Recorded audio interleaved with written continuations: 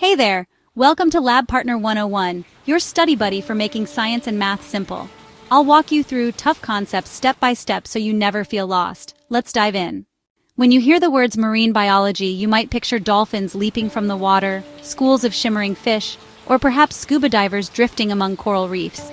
But marine biology is far broader and deeper than those images suggest. At its core, it is the scientific study of life in the ocean. Life that ranges from microscopic bacteria, invisible to the naked eye, to the largest animals that have ever existed on our planet, the blue whales. Because Earth's oceans cover over 70% of the planet's surface and contain 97% of its water, they form the single largest living space on Earth. They are home to millions of species, many of which remain undescribed. In fact, biologists estimate that we may have cataloged fewer than 1/4 of all marine species. That means the majority of ocean life is still waiting to be discovered. Marine biology is not a standalone subject. It draws from multiple sciences: chemistry to analyze seawater and nutrient cycles, geology to study the ocean floor, physics to understand currents, waves, and light penetration, and of course biology to reveal the adaptations and relationships of organisms. It is a science of connections, because the ocean itself is a system that links every part of Earth's environment. If we step back and ask, why should we care about the ocean? The answers quickly pile up. Our oceans regulate climate by absorbing vast amounts of heat from the sun and redistributing it through currents like the Gulf Stream. They act as a carbon sink, absorbing roughly 1/4 of the carbon dioxide we release into the atmosphere. Without this buffering role, climate change would already be far more severe. The ocean also supplies much of our oxygen. Tiny organisms called phytoplankton, floating near the surface, generate at least half of the oxygen we breathe through photosynthesis. To put it another way, every other breath you take comes from the ocean. Human societies depend on marine ecosystems for food, medicines, and transportation. Billions of people rely on fish and shellfish as their primary source of protein. Compounds first discovered in marine organisms have become important drugs, from antivirals to potential cancer treatments. Shipping routes move most of the world's traded goods, and the ocean inspires culture, art, and imagination. It is quite literally the life support system of our planet. And before we dive deeper, if you're enjoying this step-by-step breakdown, hit that subscribe button and leave a comment with your favorite ocean creature. It helps more students and curious learners discover these lessons. To make sense of life in the sea, marine biologists divide the ocean into zones. These zones are defined by depth, distance from shore, and the amount of light that penetrates. Closest to land is the intertidal zone, the area between high and low tide. It may seem like a narrow strip, but it is one of the most dynamic environments on Earth. Organisms here endure pounding surf one moment and direct sunlight the next. Barnacles cement themselves to rocks. Sea stars and crabs prowl tide pools. Seaweeds cling tightly with root-like holdfasts. Survival requires extreme toughness and flexibility. Beyond the tides lies the neritic zone, the relatively shallow waters over the continental shelf. Because sunlight reaches the bottom and nutrients wash in from land, this is the most productive part of the ocean. Coral reefs, kelp forests, and many fisheries occur here. Past the edge of the shelf, we enter the oceanic zone, which stretches across the open sea. Here, the bottom drops away, light thins, and nutrients become scarcer. The creatures you encounter are specialized for life in a vast, often empty expanse. Biologists also use vertical layers. The upper sunlit layer is the euphotic zone, where photosynthesis occurs. Below that is the dysphotic zone, or twilight zone, dimly lit but still visible to some animals.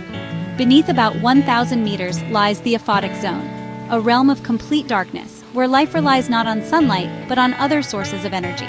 And finally, the benthic zone describes the seafloor, from shallow sands to the deepest trenches, while the pelagic zone refers to the open water above it. These overlapping systems form a kind of three-dimensional map of life in the sea. On land, we know that plants are the foundation of food chains. In the ocean, the role of plants is played by a mix of algae and photosynthetic microbes. Chief among them are phytoplankton, microscopic drifters that float in the upper layers of the sea. Despite their tiny size, they carry out an astonishing amount of photosynthesis, producing as much oxygen as all the rainforests of the world combined. Phytoplankton come in many forms: diatoms with intricate glassy shells, dinoflagellates with whip-like tails, cyanobacteria that are among the oldest life forms on Earth. Together, they feed the zooplankton, drifting animals like copepods, krill, and jellyfish larvae.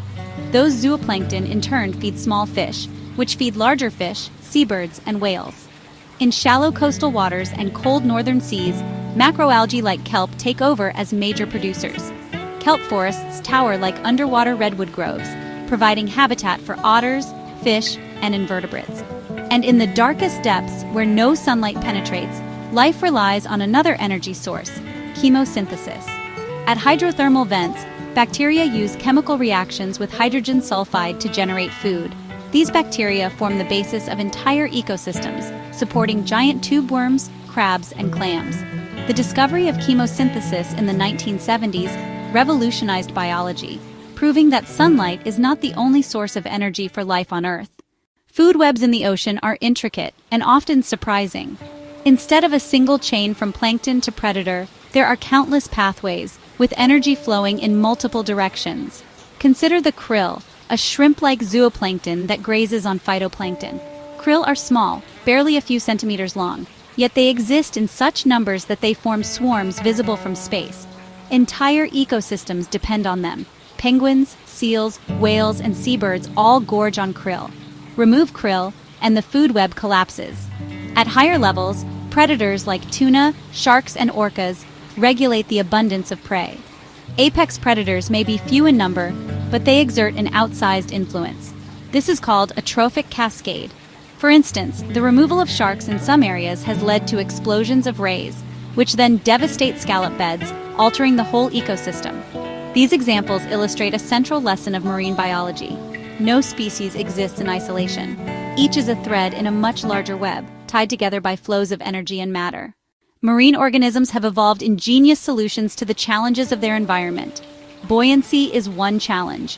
Fish maintain neutral buoyancy with a gas-filled swim bladder. Sharks, lacking this organ, rely on large, oily livers and constant swimming to keep afloat. Camouflage is another. Flatfish bury themselves in sand, cuttlefish and octopuses change color and texture in seconds, and many jellyfish remain nearly invisible in the water column. Speed has shaped predators like tuna and dolphins, whose streamlined bodies minimize drag and maximize efficiency. The deep sea presents extreme conditions, near freezing temperatures and pressures that would crush a human submarine. Yet life thrives here by evolving flexible membranes, pressure-resistant proteins, and metabolic pathways adapted to scarcity. One of the most dazzling adaptations is bioluminescence. In the midnight zone, organisms produce light using specialized chemical reactions. Some use it as camouflage, blending their silhouette into faint, downwelling light. Others use it as lures or signals. Anglerfish dangle glowing bait, while certain squids release clouds of glowing ink. Of all marine ecosystems, coral reefs are among the most spectacular. Though they cover less than 1% of the seafloor, they provide habitat for about 1/4 of marine species. Reefs are built by tiny animals called corals, which secrete calcium carbonate skeletons that accumulate over centuries into massive structures. Each coral polyp houses symbiotic algae called zooxanthellae. These algae photosynthesize, providing the coral with energy in exchange for shelter. The partnership is delicate. When water temperatures rise or conditions deteriorate, corals expel their algae. This leads to coral bleaching. The reef turns ghostly white and may die if conditions do not improve. Reefs face additional threats from pollution, overfishing, and acidification, which weakens coral skeletons. Yet they remain critical to coastal protection, biodiversity, and tourism. Preserving them is one of the great challenges of marine conservation. The open sea is home to some of the most charismatic animals on Earth. The blue whale reaches 30 meters and weighs as much as 200 tons, yet it survives on tiny krill. A single whale can consume several tons of krill in a day, filtering them through baleen plates. Dolphins and porpoises, members of the order Cetacea, display remarkable intelligence, communication, and social structures. Killer whales, or orcas, hunt cooperatively, and even pass down cultural traditions within pods. Large fish like tuna and swordfish dominate the midwater. Highly migratory, they connect ecosystems across oceans. Their populations, however, have been severely reduced by industrial fishing, highlighting the tension between human use and ecological sustainability. Descending into the deep sea is like visiting another planet. At hydrothermal vents, black smokers belch superheated water rich in minerals. Surrounding them are dense communities of life: tube worms 2 meters long, giant clams, blind crabs. All survive without sunlight thanks to chemosynthetic bacteria. Elsewhere on the abyssal plains, bizarre creatures drift: gulper eels with expandable jaws, hatchetfish with mirror-like sides, and squid that flash bright displays of light. Some animals live longer than we ever imagined. The Greenland shark, for instance, may live over 400 years. The deep sea is still largely unexplored. We have mapped Mars more thoroughly than Earth's ocean floor. Each expedition uncovers new species, proving how much remains hidden beneath the waves. Unfortunately, the ocean is not untouched wilderness. Overfishing has driven species like cod and bluefin tuna to the brink. Bottom trawling destroys seafloor habitats. Bycatch kills untold numbers of dolphins, turtles, and seabirds. Pollution is another major stress. Plastics accumulate in gyres, forming the so-called garbage patches. Microplastics now turn up in fish, shellfish, and even in human bodies. Climate change adds further pressure. As oceans warm, species shift their ranges, coral reefs bleach, and polar ice melts. At the same time, oceans absorb carbon dioxide, causing acidification that dissolves shells and corals. Marine biologists and conservationists work on multiple fronts, creating marine protected areas, developing sustainable fisheries, restoring reefs, and reducing pollution. The challenges are immense, but the ocean's resilience offers hope, if action is taken soon. For students inspired by the ocean, marine biology offers many paths. Some researchers focus on molecular biology, studying how marine microbes influence global cycles. Others investigate animal behavior, tagging sea turtles to track migrations. Still others explore fisheries management, balancing ecological health with human needs. Technologies are expanding possibilities. Satellites monitor plankton blooms from space. Autonomous robots map seafloors. Submersibles carry scientists to the abyss. The tools of marine biology are as diverse as the life they study. The ocean remains our planet's greatest frontier. We have sent probes beyond the solar system, yet we still do not know what lives in most of the deep sea. Marine biology teaches us that life is interconnected, resilient, and often stranger than we imagine.